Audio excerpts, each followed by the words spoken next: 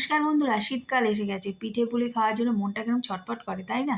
আর নিয়ে এসেছি পাটালি গুড়, মানে ছেলের জন্মদিনে এনেছিলাম, একটু রয়েছে, তা সেটাকে তো কাজে লাগাতে হবে। এখনও তো পৌষ পার্বণ অনেক দেরি, মানে তো তার জন্য আমি নিয়ে বসে পড়েছি। কিন্তু আমাদের মানে মা, মাসি, কাকি, আমার শাশুড়ি সবাইকে দেখতাম শিলে চুষি বানাতো আর কি, শিলে ফেলে চুষি বানাতো বা হাতে কাটতো, এই দুটো পদ্ধতি। এখন ইউটিউবের দৌলতে দেখি কেউ কাঁচি দিয়ে কাটছে, কেউ গ্রেটারে গ্রেট করে থালায় ফেলছে। কিন্তু মোরাল অফ দ্য স্টোরি কী জানো, এগুলো করার পরও তাদের কিন্তু হাত লাগাতেই হচ্ছে।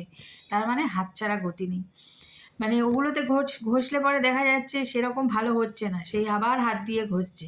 তো আমিও তাই জন্য ওইসব পদ্ধতি না করে মা, পিসি, কাকিদের সেই পদ্ধতিটাই নিলাম, হাত দিয়ে করা। আর এটা তো তোমার ইয়ে দিয়ে হয়, মানে চালের গুঁড়ো।